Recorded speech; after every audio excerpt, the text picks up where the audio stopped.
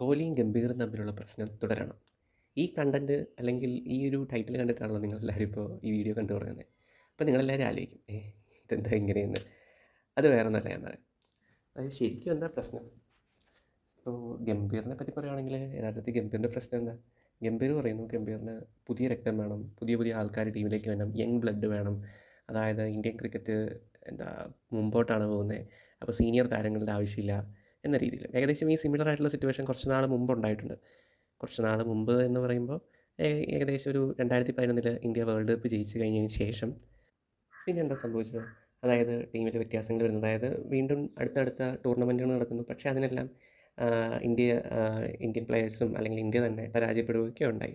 അങ്ങനെ മുമ്പോട്ട് പോയി കഴിഞ്ഞപ്പോൾ മനസ്സിലായി, അതായത് ഈ താരങ്ങളെയൊക്കെ മാറ്റണം, വേറെ പുതിയ താരങ്ങൾ വരണം എന്നൊരു എന്നൊരു സെനാരിയോ അല്ലെങ്കിൽ അങ്ങനത്തെ ഒരു സിറ്റുവേഷൻ അല്ലെങ്കിൽ അങ്ങനത്തെ ഒരു ആവശ്യകത ഇന്ത്യൻ ടീമിലേക്ക് വന്നു.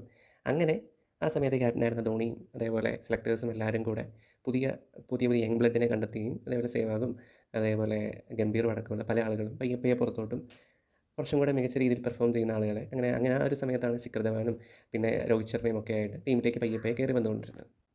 അതായത് പറഞ്ഞു വന്നത് ഇത്രയേ ഉള്ളൂ. എല്ലാ കാലത്തും അതായത് യങ് ബ്ലഡ് അല്ലെങ്കിൽ ഇതേപോലെ തലമുറ മാറ്റം അല്ലെങ്കിൽ പുതിയ പുതിയ മികച്ച രീതിയിൽ കളിക്കുന്ന കളിക്കാരുടെ ആവശ്യകത ഒരു ടീമിന് എല്ലാ സമയത്തും ഉണ്ട്. ആ സമയത്ത് ഇമോഷനെ മാറ്റി നിർത്തി എപ്പോഴും ടീമിൻ്റെ മുന്നോട്ടുള്ള പോക്കിനെ വേണം പരിഗണിക്കാൻ. പക്ഷേ ഇതിനകത്ത് വേറൊരു കാര്യം നിങ്ങൾ ശ്രദ്ധിച്ചോന്ന് അറിയത്തില്ല. അതായത് ഈ ഓരോ കാലഘട്ടത്തിലും മാറ്റിയിട്ടുള്ള കളിക്കാരെല്ലാവരും അതായത് അവരവരുടെ സ്റ്റാൻഡേർഡിൽ നിന്ന് പെർഫോം ചെയ്യാതെ വരികയും അവരുടെ പെർഫോമൻസിൽ നിന്ന് താഴോട്ട് പോവുകയും ചെയ്യുന്നൊരു സാഹചര്യത്തിലാണ് അവരെയൊക്കെ മാറ്റുകയുണ്ടായതല്ലേ. അല്ലാതെ അവർ നന്നായിട്ട് പെർഫോം ചെയ്തിരുന്ന സമയത്തല്ല അവരെ മാറ്റിയതല്ലേ. പക്ഷേ ഇവിടെ എന്താ സിറ്റുവേഷൻ? അതായത് 2023 വേൾഡ് കപ്പിൽ എല്ലാ കളിയും വേൾഡ് കപ്പ് ഫൈനലിലെ ഒരു നോക്കൗട്ട് മത്സരം പരാജയപ്പെട്ടു എങ്കിൽ പോലും ആ ടൂർണമെൻറ്റിലെ എല്ലാ കളിയും വിജയിച്ചിട്ടാണ് ഇന്ത്യ അവിടം വരെ എത്തിയത്. അതിനകത്തെ ടോപ്പ് പെർഫോമറായിരുന്നു വിരാട് കോഹ്ലി. ആ സമയത്ത് ക്യാപ്റ്റൻ രോഹിത് ശർമ്മയും സ്ട്രൈക്ക് റേറ്റ് കൂട്ടാൻ വേണ്ടി നല്ല രീതിയിൽ പെർഫോം ചെയ്ത ഒരു ബാറ്റ്സ്മാൻ എന്ന ആസ്പെക്റ്റ് നോക്കുമ്പോൾ വളരെ മികച്ച രീതിയിൽ തന്നെ ബാറ്റ് ചെയ്ത ഒരു ബാറ്റിംഗ് ആവറേജ് അല്ലെങ്കിൽ ബാറ്റിംഗ് സ്ട്രൈക്ക് റേറ്റ് ഉള്ള ഒരാളായിരുന്നു. പക്ഷേ ആ ഒരു കളി അവർ പരാജയപ്പെട്ടു. അതിനുശേഷം പിന്നെ വന്ന ഇതേപോലെ T20 വേൾഡ് കപ്പിലും അതിൽ 2007 ശേഷം ഒരു T20 വേൾഡ് കപ്പ് തന്നെ ഇന്ത്യക്ക് നേടി. അത് കഴിഞ്ഞ് വന്ന ചാമ്പ്യൻസ് ട്രോഫിയും ഇന്ത്യ വിജയിച്ചു. അതായത് അവരവരുടെ പെർഫോമൻസിൽ ടോപ്പായിട്ട് നിൽക്കുന്ന സമയത്താണ് അവരെ ടീമിൽ നിന്ന് പുറത്താക്കണം അല്ലെങ്കിൽ അവർ ഇതിന് ഫിറ്റല്ല, അവരിതിന് ഏബിളല്ല, നമ്മൾ ഭാവി നോക്കണം എന്ന് പറയുന്നത്. പക്ഷേ ഭാവി നോക്കേണ്ടത് തന്നെയാണ്. ഇല്ലാന്ന് ഒരിക്കലും പറയാൻ പറ്റില്ലല്ലോ. ക്രിക്കറ്റിന് ഇമോഷൻസിനുപരി നമ്മൾ അല്ലെങ്കിൽ ഒരു കളിക്ക് അല്ലെങ്കിൽ ടൂർണമെൻറ്റ് നമുക്കൊരു വിജയമാണല്ലോ ആവശ്യം. മുമ്പോട്ടുള്ള പോക്ക് തന്നെയാണ് ആവശ്യം. അപ്പോൾ മുമ്പോട്ടുള്ള ഭാവി എപ്പോഴും നമ്മൾ സുരക്ഷിതമാക്കി വയ്ക്കണം. പക്ഷേ ഇവർ പെർഫോം ചെയ്തുകൊണ്ടിരിക്കുന്ന ആൾക്കാരാണ്. അതായത് അവർ തന്നെ അതായത് കോഹ്ലിയും രോഹിത് ശർമ്മയും തന്നെ പറഞ്ഞു, they are ready for the coming world cup. അതായത് 2027 വരാൻ പോകുന്ന വേൾഡ് കപ്പിന് അവർ പങ്കെടുക്കാൻ സജ്ജമായിട്ട് അല്ലെങ്കിൽ വേണ്ട രീതിയിലുള്ള തയ്യാറെടുപ്പുകൾ അവർ നടത്തിക്കോളാമെന്ന് പറഞ്ഞു.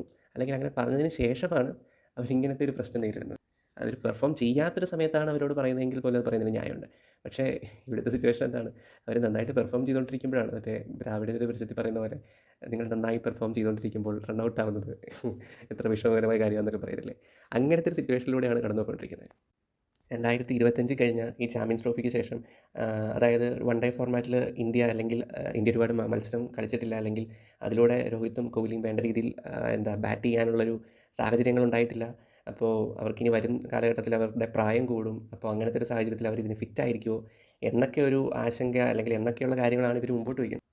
പക്ഷേ വേറൊരു കാര്യം ശ്രദ്ധിക്കേണ്ടതല്ലേ, അതായത് ന്യൂ ബ്ലഡ് വേണം. പക്ഷേ അതിൻ്റെ കൂടെ എക്സ്പീരിയൻസും അതും ഒരു ആവശ്യമുള്ള കാര്യം തന്നെയല്ലേ.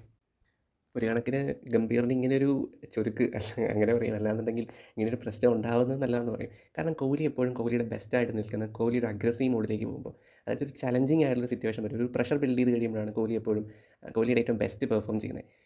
ഇപ്പോൾ 2014-15 BGT അതായത് ബോർഡർ ഗവാസ്കർ ട്രോഫിയുടെ സമയത്ത് ധോണി ക്യാപ്റ്റനായിരുന്ന സമയത്ത് കോഹ്ലി വളരെ നന്നായിട്ട് പെർഫോം ചെയ്തിട്ടുണ്ടായിരുന്നു. ആസ് എ ബാറ്റ്സ്മാൻ വളരെ നന്നായിട്ട് പെർഫോം ചെയ്തിട്ടുണ്ടായിരുന്നു. കാരണം കോഹ്ലിക്ക് അങ്ങനത്തെ ഒരു സിറ്റുവേഷൻ ആയിരുന്നു. അതായത് പെർഫോം ചെയ്യണം എന്നൊരു സിറ്റുവേഷനിലൂടെ അല്ലെങ്കിൽ അങ്ങനത്തെ ഒരു സാഹചര്യത്തിലൂടെയായിരുന്നു കോഹ്ലി കടന്നു പോയിക്കൊണ്ടിരുന്നത്. എന്നാൽ എന്നാൽ ഇപ്പോൾ സിറ്റുവേഷൻ എല്ലാം മാറി വരുമായിരുന്നു. കാരണം കഴിഞ്ഞ BGTയിലേക്ക് വന്നു കഴിഞ്ഞപ്പോൾ അതിന് മുമ്പ് വരെ കോഹ്ലിയിലുണ്ടായിരുന്ന ഒരു അഗ്രഷൻ, അതായത് ഓപ്പോസിറ്റ് നിന്ന് ഓസ്ട്രേലിയൻ പ്ലേയേഴ്സ് ആണെങ്കിൽ കോഹ്ലിനെ സ്ലെഡ്ജ് ചെയ്തുകൊണ്ടിരുന്ന രീതിയിൽ നിന്ന് മാറിയിട്ട് അവരുമായിട്ടൊരു ഫ്രണ്ട്ഷിപ്പ് ബിൽഡായി. അതൊരിക്കലും കുറ്റമായിട്ട് പറഞ്ഞതല്ല കേട്ടോ. പക്ഷേ ആ ഒരു ഫ്രണ്ട്ഷിപ്പ് വന്നു കഴിഞ്ഞപ്പോൾ ആ ഒരു കോഹ്ലിക്ക് ഒരു ചാലഞ്ചിങ് ആയൊരു സിറ്റുവേഷനായി വന്നിട്ട് ഒരു ഫ്രണ്ട്ലി മാച്ച് എന്നുള്ള രീതിയിലേക്ക് മാറി. അപ്പോൾ അങ്ങനെ ഒരു ലൈറ്റ് ആയിട്ടുള്ള ഒരു സിറ്റുവേഷനിലൂടെ ഒക്കെ പോയിക്കൊണ്ടിരിക്കുകയായിരുന്നു. പിന്നെ ഇതേപോലെ ഒബ്വിയസ്ലി കോഹ്ലിക്ക് ഇതേപോലെ ബാറ്റിങ്ങിൽ ചെറിയ ഡിഫക്ട്സും ഉണ്ടായിരുന്നു. ഇല്ലാന്ന് ഞാൻ ഒരിക്കലും പറയുന്നില്ല. ഇതെല്ലാം പരിഹരിച്ച് കോഹ്ലി മുമ്പോട്ട് പോകാൻ കഴിഞ്ഞേനെ. എന്നാൽ പിന്നെ ഉണ്ടായ കോൺട്രവേഴ്സി എന്താണെന്ന് അറിയാമല്ലോ. എന്തായാലും കോഹ്ലി പിന്നെ അവിടുന്ന് റിട്ടയറായി, അങ്ങനെ പുറത്തോട്ട് പോയി. അപ്പോഴും ഇതേപോലെ കോഹ്ലിക്ക് ഒരു ആവശ്യം ഉണ്ടായിരുന്നു വേൾഡ് കപ്പിൽ കോഹ്ലിയും അതേപോലെ രോഹിത്തും ഒക്കെ ആയിട്ട് അടുത്ത വേൾഡ് കപ്പിൽ ഉണ്ടാവണം, അടുത്ത വേൾഡ് കപ്പ് അടിക്കണം. കഴിഞ്ഞത് ഒരു ജസ്റ്റ് ഒരു നോക്കൗട്ട് ഒരു ഫൈനൽ മാച്ചിൻ്റെ ഒരു ചെറിയൊരു പ്രശ്നം കൊണ്ട് മാത്രം പോയതാണ്. അപ്പോൾ ആ ഒരു പ്രശ്നം പരിഹരിക്കണം എന്നൊരു എന്താ പറയുക ഒരു വാശി കോഹ്ലിക്കുള്ളിലുണ്ട്. അങ്ങനെ നിന്നൊരു സമയത്താണ് ഗംഭീറും വന്ന് ഇതേപോലെ പുറത്ത് പോകണം, അല്ലെങ്കിൽ ഡൊമസ്റ്റിക് ക്രിക്കറ്റിൽ പെർഫോം ചെയ്ത് കാണിക്കണം. പെർഫോം ചെയ്യാൻ വേണ്ടി ഒരു ചാൻസ് ഇപ്പോൾ കഴിഞ്ഞ ഓസ്ട്രേലിയയിൽ പോയി കഴിഞ്ഞപ്പോൾ തന്നെ ആദ്യത്തെ 2 കളികളിൽ കോഹ്ലി പെർഫോം ചെയ്തില്ലല്ലോ. അപ്പോൾ അങ്ങനെ പെർഫോം ചെയ്യാത്ത ഒരാളെയല്ല വേണ്ടത്, പെർഫോം ചെയ്യുന്ന ആളെ വേണം എന്നുള്ളതാണ് ഗംഭീറിൻ്റെ ആവശ്യം. ഇല്ലെന്നുണ്ടെങ്കിൽ പുറത്ത് പോകുമ്പോൾ ഞങ്ങൾ വേറെ ആളെ എടുത്തോളാം എന്നുള്ള രീതിയിൽ. അതായത് ഇന്ത്യക്ക് വേണ്ടി ഇത്രയും നന്നായിട്ട് പെർഫോം ചെയ്ത അവർ ആ ഒരു ആളുകളെക്കാളും ഇതേപോലെ പുതിയ ആളുകൾ വരട്ടെ എന്നുള്ള രീതിയിലാണ്. ഒരിക്കലും ആ പുതിയ ആൾക്കാർ വരണ്ട, ഇവർ പെർഫോം ചെയ്യുന്നില്ലെങ്കിൽ ഇവർ പുറത്ത് പോകണം. പക്ഷേ ഇവർ പെർഫോം ചെയ്യുന്നുണ്ടല്ലോ, ചെയ്യുന്ന കളിക്കാരെ എന്തിന് പുറത്താക്കണം എന്നുള്ളതാണ്. എന്താണെങ്കിലും കോഹ്ലിക്ക് ഇതൊരു വാശി തന്നെയായി എന്നുള്ളതാണ് നമുക്ക് മനസ്സിലാക്കാൻ സാധിക്കുന്നത്. കോഹ്ലിക്ക് ആ ഒരു എന്താ പറയുക ഒരു ചലഞ്ചിങ് ആയുള്ള സിറ്റുവേഷൻ എന്തായാലും ഗംഭീർ മൂലമാണെങ്കിൽ പോലും അതെന്തായാലും കിട്ടിയിട്ടുണ്ടല്ലേ.